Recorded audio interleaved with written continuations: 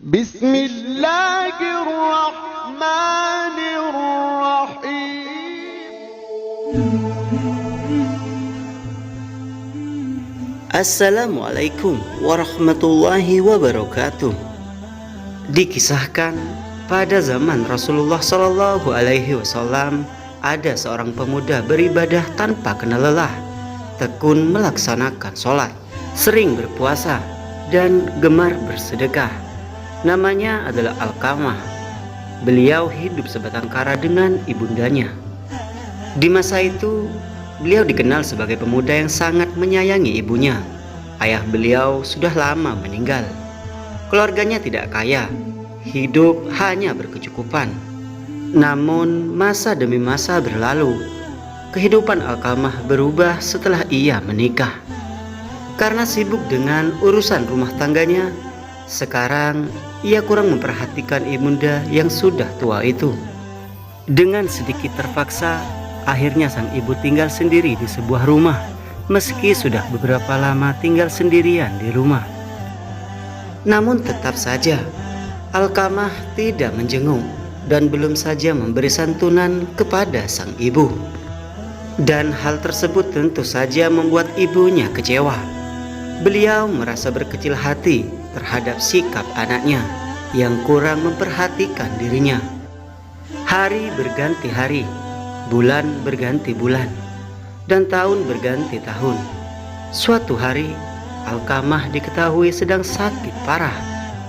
Akan tetapi, di rumah Alqamah tidak ada keberadaan sang ibu.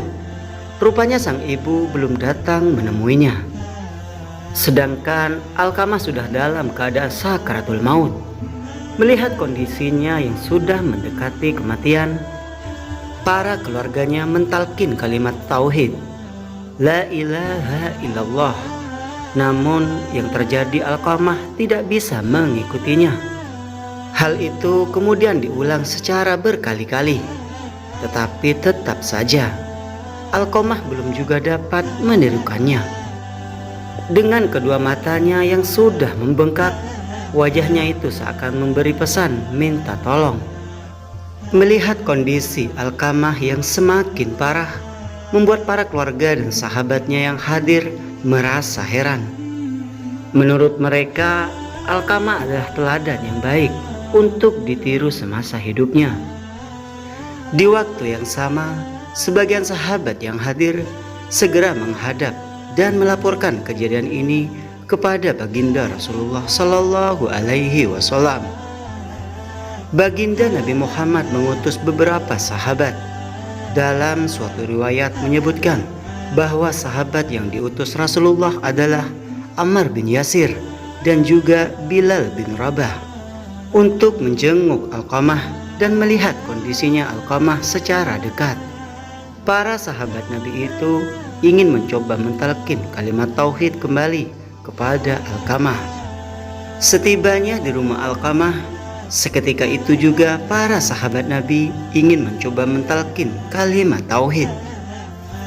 Namun tetap saja seperti sebelumnya, Alqamah tidak mengikutinya sama sekali. Bahkan sekarang Alqamah terlihat semakin gelisah dan sangat menakutkan. Sehingga para sahabat memutuskan untuk menjemput Rasulullah Sallallahu Alaihi Wasallam. Baginda Rasulullah kemudian hadir di depan rumah Alqamah. Sahabat Rasulullah Sallallahu Alaihi Wasallam yang setia itu, dengan hati yang cemas dan penuh rasa kasih sayang, maka Rasulullah Sallallahu Alaihi Wasallam mentalkin kalimat tauhid. Tetapi sayang seribu sayang, Alqamah radhiyallahu an justru menggelengkan kepalanya. Rasulullah Sallallahu Alaihi Wasallam terdiam, lalu bertanya kepada para sahabat, apakah Alqamah ini masih mempunyai ibu kandung? Salah seorang sahabat menjawab, benar, masih ada ya Rasulullah. Rasulullah Sallallahu Alaihi Wasallam bertanya kembali kepada para sahabat, di mana ibu itu? Istri Alqamah menjawab, di sana, di dusun itu. Beliau tinggal sendirian ya Rasulullah?" Maka Rasulullah Shallallahu Alaihi Wasallam meminta kepada para sahabat untuk segera mendatangkan ibunda Alqamah. Setelah tiba, Nabi Muhammad Shallallahu Alaihi Wasallam bertanya kepada ibunda mengenai hal ihwal Alqamah. Sang ibu kemudian menceritakan semuanya kepada baginda Rasulullah Shallallahu Alaihi Wasallam. Dan sang ibu walaupun sudah memaafkan Alqamah, namun di hatinya masih terbesit rasa kecewa terhadap putranya itu. Dengan beratnya hati sang ibu untuk memaafkan putranya, maka kondisi Alqamah pun masih dalam keadaan sakit yang sangat mengerikan. Setelah melihat keadaan tersebut, Rasulullah Shallallahu Alaihi Wasallam lalu memerintahkan para sahabat dan hadirin untuk mengumpulkan kayu bakar beserta dengan minyaknya. Lalu sebagian dari sahabat bertanya kepada Rasulullah Shallallahu Alaihi Wasallam, "Kayu ini untuk apa ya Rasulullah?" Rasulullah menjawab, "Untuk membakar Alqamah, sebab lebih baik kita bakar sekarang saja daripada kelak dibakar di dalam api neraka jahanam." Mendengar keputusan Rasulullah Shallallahu Alaihi Wasallam, sang ibu Alqamah merasa tidak tega bila anak kandungnya itu sampai dibakar di depan matanya sendiri. Sang ibu kemudian berkata kepada Rasulullah Shallallahu Alaihi Wasallam, "Wahai junjungan alam, janganlah dibakar anakku ini. Biarlah kumaafkan segala kesalahannya itu, dan aku relakan segala pengorbananku untuknya." Lalu ibu Alqamah berkata, "Wahai Rasulullah, Allah sebagai saksi, juga para malaikat dan semua kaum muslimin yang hadir saat ini, bahwa saya telah ridha pada anakku Alqamah."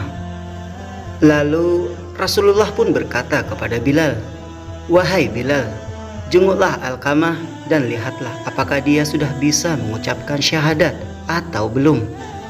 Mungkin ibu Alqamah mengucapkan sesuatu yang bukan berasal dari dalam hatinya, lantaran malu kepadaku." Bilal pun berangkat. Ternyata dia mendengar Alqamah dari dalam rumah mengucapkan "La ilaha illallah." Maka Bilal pun masuk dan berkata, "Wahai sekalian manusia, sesungguhnya kemarahan ibu Alqamah telah menghalangi lisannya sehingga tidak bisa mengucapkan syahadat, dan ridanya telah menjadikannya mampu mengucapkan syahadat." Dengan muka yang jernih dan mata yang sayu memandang, dengan bibir yang tersenyum, tersungging di bibir itu kalimat thayyibah, "La ilaha illallah."